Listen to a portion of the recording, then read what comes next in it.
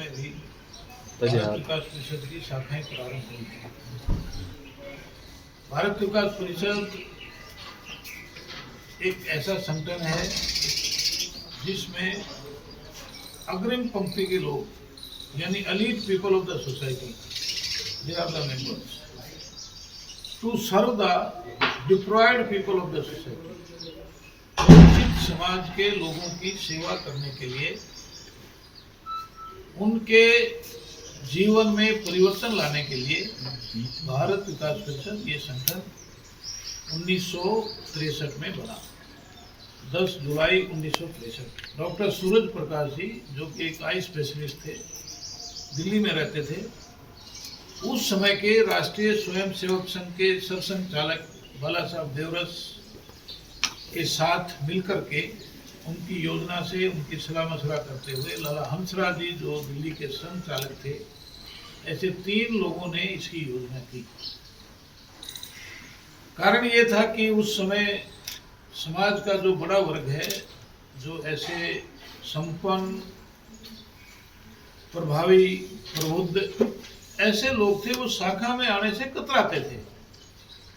तो ऐसे लोगों को भारतीय संस्कृति से ओतप्रोत करना, उनके परिवारों में जिस प्रकार का बच्चे परिवार रहते हैं, उनका पाश्चात्य की ओर मोह ज्यादा होना, इसलिए ये संगठन प्रारंभ हुआ था, एक क्लब के रूप में प्रारंभ हुआ था।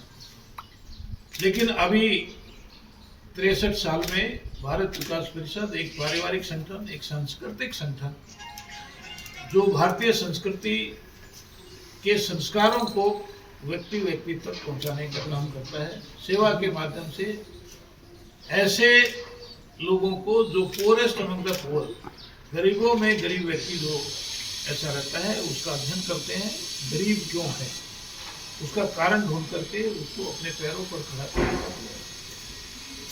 इसी प्रकार से आज समाज की जैसे स्थिति है, संस्कारों का अभाव है, परिवारों में भी संस्कारों का अभाव, और कॉलेजों में और स्कूलों में समाज के हर उसमें थोड़ा सा ऐसे संस्कार इसका अभाव रहता है। तो संस्कार युक्त समाज बने, संस्कार युक्त परिवार बने, संस्कार युक्त बालक बालिकाएं बने, समाज एक अच्छा समाज, संस्कारित समाज बन सके। इसलिए एक संस्कार के ऊपर भारत विकास परिषद का बहुत विस्तृत काम होता है।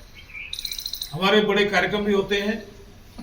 भारत को जानो प्रतियोगिता होती है, जिसमें लगभग 30 लाख के आसपास विद्यार्थी पार्टिसिपेट करते हैं।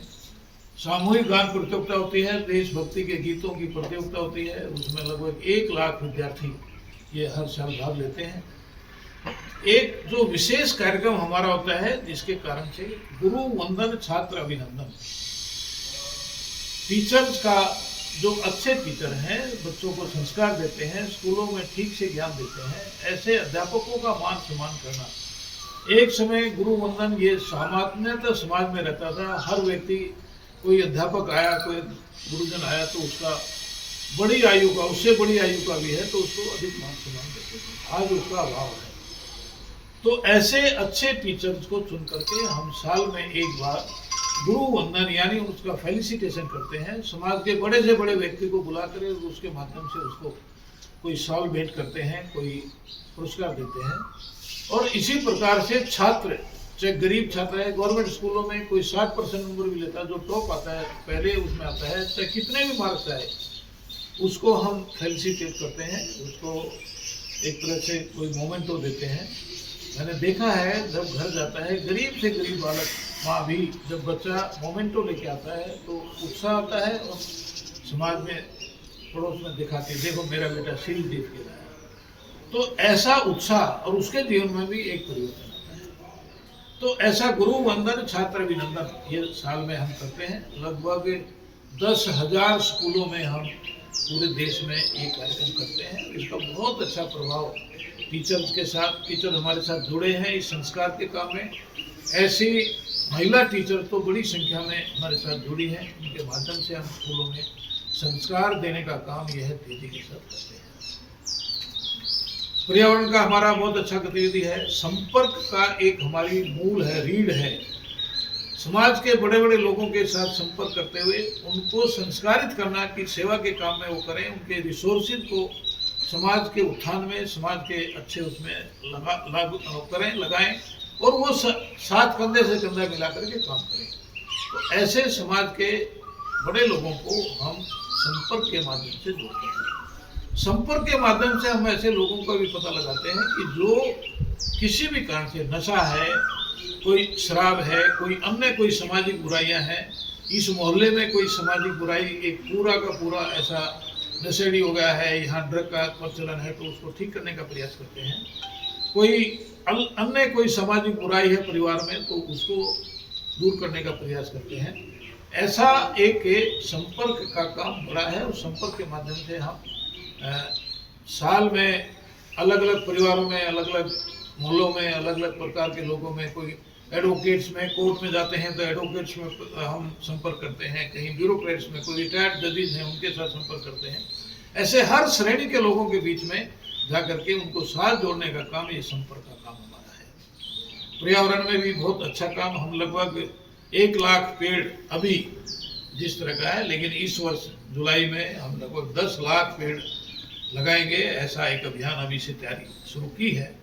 पर्यावरण सिर्फ पेड़ों से नहीं, तो कोई वाटर बॉडीज हैं वो हम ठीक से कर सकें। जैसे अरावली पर्वत में लगभग 800 वाटर बॉडी थी, आज वो सब समाप्त हो गई है। ऐसा सर्वे किया है, वो सरकार के साथ मिलकर के, सरकार के साथ प्रयास करके वो वाटर बॉडी रिवाइव हो सके, पानी उसमें भरा रहे जिससे वाटर हार्वेस्टिंग हो सके, ऐसा भी प्रयास है।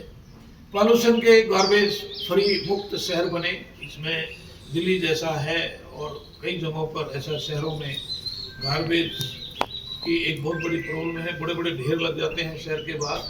तो इसका क्या समाधान हो सकता है, ऐसा साइंटिफिकली इसका प्रयोग हमने गुजरात में किया, अहमदाबाद में।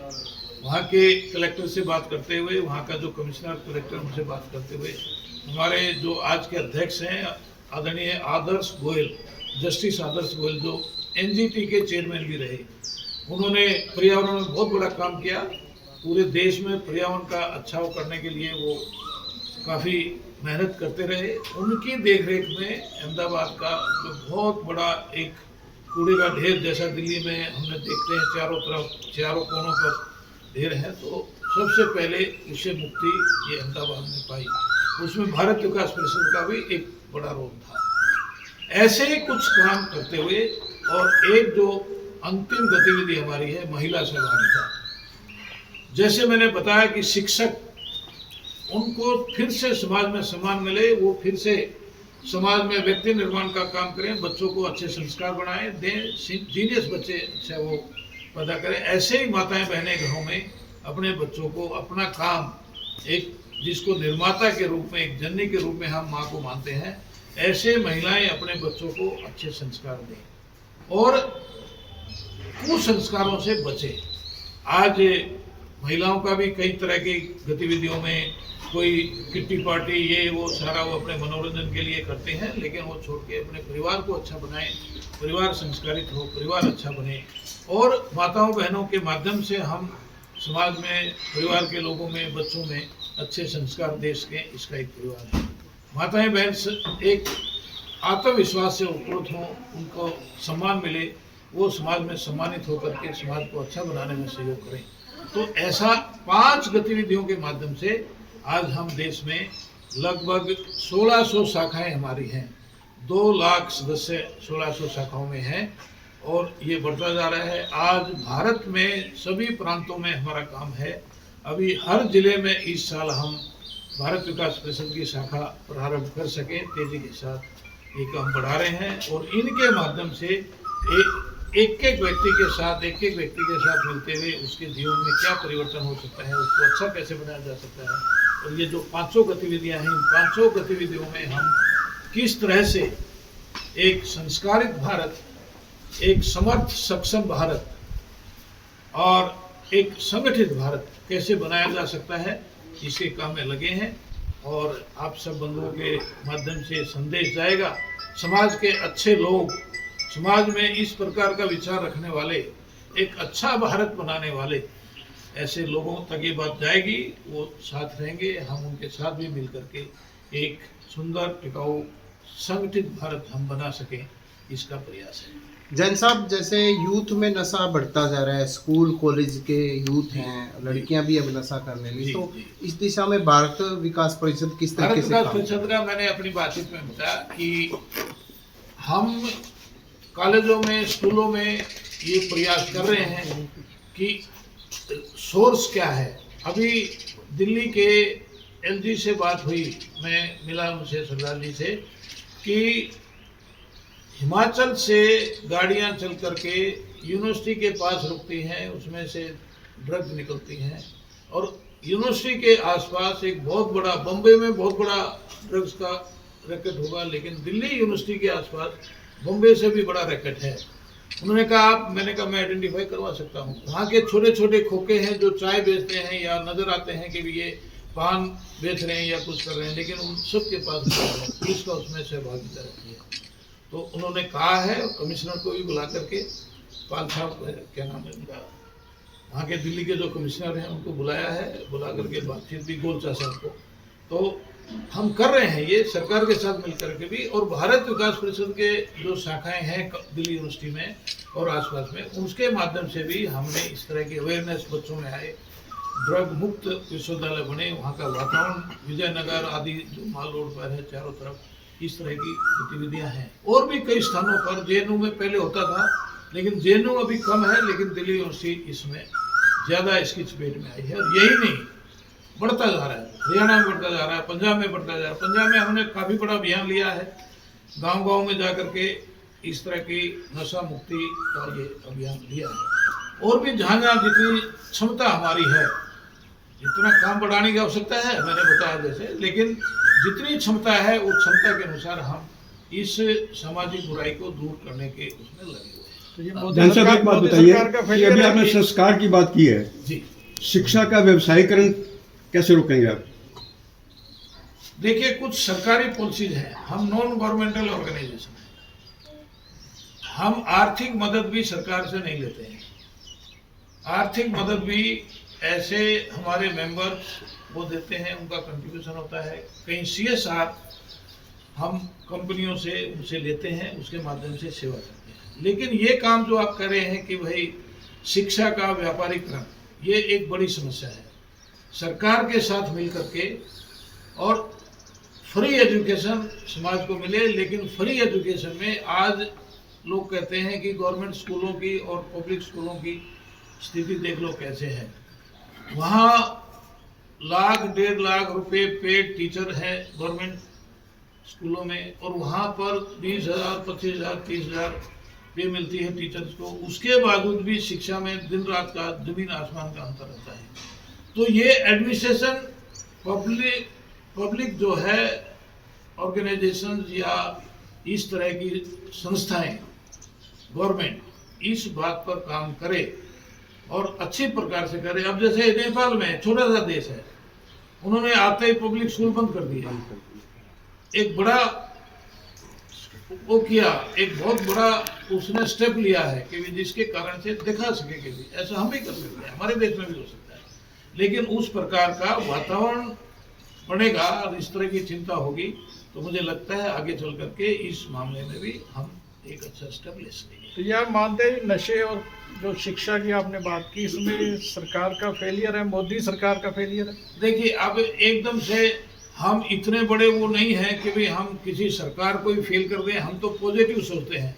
सरकार और अधिक काम करते हुए कुछ सफलताएं होंगी, कुछ विफलताएं होंगी, लेकिन शिक्षा के बारे में सरकार और अधिक कॉन्शियस हो। अभी पॉलिसी, एजुकेशन पॉलिसी बनाई है, वो एजुकेशन पॉलिसी ठीक से इम्प्लीमेंट हो। मुझे लगता है कि अगर एजुकेशन ठीक से पॉलिसी वो जो अभी लेटेस्ट बनी है वो लागू होती है, तो बहुत बड़ा परिवर्तन शिक्षा में आएगा। परंतु ये मैं नहीं कह रहा हूँ कि भाई सरकार एकदम से शिक्षा को कंट्रोल कर पाई है, या शिक्षा का जैसा एक मॉडल बनना चाहिए भारत में वो बन पाया है, ऐसा मैं नहीं कह रहा हूँ। लेकिन विफल भी हुई है। इसकी बात कहने के लिए मैं उचित पात्र नहीं हूँ कि भाई मैं उनको एकदम से डिक्लेयर कर दूँ एजुकेशन सरकार फेल है। मिलजुल करके हम उसको ठीक करेंगे। नशे के बारे में बड़ी खेप जो है पकड़ी जाती हैं, हज़ारों करोड़ की खेप पकड़ी गई थी, उसका आज तक पता नहीं है, कहता पता है वो खेप है कहाँ पे। अभी पिछले दिनों अखबार में एक और खबर आई थी कि आधी खेप तो चूहे खा गए, यानी कि नशा गायब हो गया। जी जी, ये सरकार की फेलियर नहीं है क्या? ये तो कुल मिलाकर के देश के संस्कारों की कमी है सर। सरकार के संस्कार नहीं, आपकी बात मैं समझ। कोर्ट का जज कभी भगवान मानते थे, उसके मुख से निकला हुआ शब्द ये अंतिम और निर्णायक होता था। ठीक है, आज जज लगता है तो बेल के लिए भी जहाँ बेल नहीं होनी चाहिए वहाँ बेल हो जाती है, जहाँ बेल हो जानी चाहिए वहाँ बेल नहीं होती है। जो पैसा दे देता है उसका न्याय मिल जाता है, जो नहीं होता नहीं मिलता। तो ऐसे हर एक फील्ड में आज संस्कारों का अभाव है। संस्कारों के अभाव के कारण से हमारा जो तंत्र है वो तंत्र दुरुस्त करना पड़ेगा। तंत्र में हम और आप हैं, व्यक्ति है, इसलिए जड़ में है व्यक्ति संस्कारित होना चाहिए। ठीक है। और इस बात को हमने स्कूल कॉलेज अलग अलग प्रोफेशन के एडवोकेट्स की हम बैठक को करते हैं, उनके बीच में काम किया है, डॉक्टर्स के बीच में काम किया है। कोरोना का उदाहरण देते हैं हम, भाई ये डॉक्टर का वास्तविक रूप है क्या, डॉक्टर का काम क्या है। ऐसे अलग अलग प्रोफेशनल्स के साथ मिलकर के काम करते हुए हमें लगता है कि एक बहुत तेजी के साथ परिवर्तन आ रहा है, लोगों की समझ में आ रहा है। परिवारों में आज सामाजिक परिवर्तन इतना डिटोरेशन हो रहा है, 3 महीने होते हैं डाइवोर्स की बात आ जाती है, तलाक की बात आ जाती है, ऐसी बात आती है, पारिवारिक तंत्र भी टूट रहे हैं। तो इन सारी बातों को ठीक करने का माध्यम हमारा संस्कार, और संस्कार देने में 2 ही बात हो सकती है। घर में माता बहन हमारी जो है वो संस्कार दे सकती हैं, स्कूल में हमारे टीचर अध्यापक कॉलेज के हैं वो संस्कार दे सकते हैं। इनके बीच में हमने तेजी के साथ काम बढ़ाया है और इनके साथ बैठ कल भी मैं 100-125 टीचर थे, महिला भी थी, उसमें ये सारा विषय हुआ। उनकी समझ में आई बात, हाँ ये ईजिएस्ट और एक्टिवली काम कर सकता है, अगले 5 साल तक देश का वातावरण बदल सकता है, तो टीचर और घर में माताएं जाएं। सर आपने कई बार दोहराया कि बड़े लोग आपकी संस्था संपर्क करते हैं बड़े लोगों से, कौन होते हैं बड़े लोग भाई आपकी नज़र में? कौन बड़े लोग? 3 बताए दोस्त आपको, आपने शायद वो 3 शब्द नहीं सुने। नहीं, कौन बड़े लोग? मैंने बताया कि प्रबुद्ध सेवा भाई, प्रबुद्ध मतलब पैसे वाला? संपन्न भी बताया ना, पैसे वाला नहीं बताया मैंने संपन्न बताया। जो किसी कार्यक्रम को करने के लिए, किसी काम को आगे बढ़ाने के लिए एक त्याग भाव से पैसा दे सके। ठीक है। और तीसरा बताया प्रभावी व्यक्ति, समाज में कोई जाति विशेष का प्रभावी व्यक्ति है, कोई सोशल लीडर है, सामाजिक लीडर है। वैसे आजकल सामाजिक नेताओं की कमी हो गई है, राजनीतिक नेता इतने हो गए हैं कि सामाजिक नेता आज दूर दराज दिखते नहीं है या उनका प्रभाव नहीं रहा है। लेकिन फिर भी हम ये कहते हैं कि ऐसे प्रभावी नेता 3 प्रकार के लोगों को हम elite people of the society में लेते हैं, 3 को हम अपना सर लास्ट क्वेश्चन के आपने कहा ना कि गरीबों को आप सपोर्ट करते हैं, ढूंढते हैं। हाँ। तो इसमें गरीब क्यों होता है बंदा? इसमें काशीराम जी कहते थे कि सिस्टम की वजह से गरीब होता है, आपका क्या मानना है? भैया देखो, हम तो एक बात कहते हैं, हमने कहा कि 10 परिवार, हमारी 1600 शाखाएं हैं, हर शाखा 10 परिवार पोरेस्ट अमंग द पुअर, उनको चुनो। ठीक है। किसी को घर नहीं है, किसी को खाना नहीं मिलता है, किसी को रोजगार नहीं है, वो कहीं क्यों, उसका कारण ढूंढो। वो गरीब है, भिखारी भी है तो भिखारी क्यों है, किसी गैंग का सदस्य है या मजबूरी में भिखारी है, उसकी मजबूरी क्या है, उस मजबूरी को हम कैसे दूर कर सकते हैं। अभी एक उदाहरण देता हूँ, हमने जहाँ जगह जगह पर किया है, जिसको रोजगार नहीं है 10,000 रुपये दिए, घर के बाहर अपने घर, जैसे ये घर है इसके बाहर रेडी लगवा दी, ले बेटा घर मार्केट से सब्जी ला और इस कॉलोनी में सब्जी बेच, जो आए साफ सुथरा कर। सिलाई, हमारे सिलाई केंद्र चलते हैं बहुत सारे, उनमें थैले बनवा दिए, वो थैला उसके 100-200 थैले रख दिए, ले भाई सब्जी ले और थैले में डाल, सब तेरे पास लेने के लिए। जो पैसा कमाए उसमें से 50-100 रुपये हमको दे दे, जो 10,000 रुपये तुम्हें दिए वो 10,000 रुपये उतार दे, लेकिन कमाना सीख। ऐसे सैकड़ों लोगों के जीवन में परिवर्तन किया। ये तो 50-100-200 रुपये कमा के लाते हो, पैसे छीन लेता है, उसकी पिटाई करता है। तो इस तरह की बुराइयों को दूर करने के लिए उसको कुछ काम देना, जो ऐसी बहनें हैं उनको सिलाई सिखाना, सिलाई सिखा करके उनको काम करना। वाराणसी में आप कभी जाएंगे तो पता करना, वहाँ एक प्रयोग किया हमने।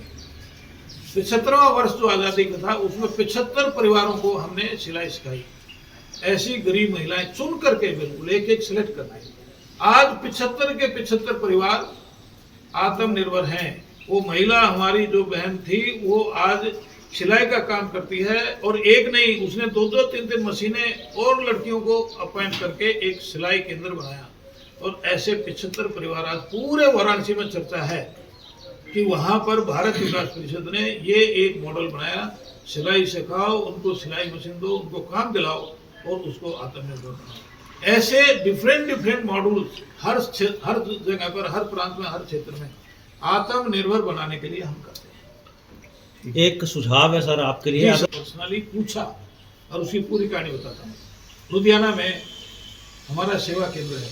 अमित झा नाम का एक गरीब बच्चा, झुग्गी में रहने वाला, वो वहाँ के बरामदे में पढ़ने के लिए, लाइट जल रही थी, जैसे बरामदा है लाइट जल रही थी, वो आगे पढ़ने लगा। वहाँ के अध्यक्ष आए मित्तल साहब, उन्होंने आकर के देखा, उसको पूछा भाई कौन है? वो बालक डर गया बेचारा। नहीं बाबूजी मैंने लाइट नहीं जलाई, मैं तो रोशनी थी इसलिए पढ़ रहा था। उसको मदद की। हमारे वहाँ के अध्यक्ष ने उसको अडोप्ट कर लिया एक तरह से, उसके ऑफिस में आके पढ़ता था। उसने 12वीं में टॉप किया। उसने कहा मैं सिविल इंजीनियर बनूंगा, उसको सिविल इंजीनियरिंग में दाखिला दिला दिया। वहाँ से पास करके वहीं पर लुधियाना सेंटर में आज भी संकल्प जो IAS बनाता है उसकी क्लास लगती है, अभी भी लगती है। उसने कहा बाबूजी मैं IAS बन सकता हूँ क्या? उसने कहा अरे बेटा तू IAS बन, चल, हमारे तो भाग्य खुल जाएंगे कि तू हमारे सेंटर में आकर के। उसने उसको बिठा दिया। पहली बार के एग्जाम में वो 30वां नंबर आया उसका। वेरी झारखंड का रहने वाला अमित झा, अभी फरीदाबाद में वो डिस्ट्रिक्ट कलेक्टर है। उसने 60 बच्चों को झुग्गियों में से चुन करके कहा कि मैं भारत विकास परिषद का अध्यक्ष हूँ। नरेंद्र भाई ने ये स्टोरी अपने मन की बात में 3 बार रिपीट की है, आप देख लेना दूसरे, उसमें डेट भी बता दूंगा। तो बाद में उस बच्चे को अभी लंदन भेज दिया, स्कूल ऑफ मैनेजमेंट में मैनेजरियल स्किल सीखने के लिए उसको भेजा, 2 साल के लिए पढ़ने के लिए भेजा। वो आएगा तो देश का एक बेस्ट ब्यूरोक्रेट वो बनेगा, ईमानदारी में भी, और जिस प्रकार से वो सामान्य से उससे संघर्ष एक मॉडल बनेगा। इसका हम जगह जगह पर, हमारी नीति बुक में, उसमें सब जगह इसका वो आया है। लेकिन आप ठीक कर रहे हैं, ये जो 75 का ऐसे जो प्रयोग करते हैं, ये हमने नीति में तो देते हैं, हमारी पत्रिका निकलती है, लेकिन हम इसका पब्लिक सर एक मेरा प्रश्न और है। जी, भारत विकास परिषद शिक्षा का व्यवसायीकरण रोकने के लिए क्या कदम उठाने जा रही है? मैंने कहा ना सर कि हम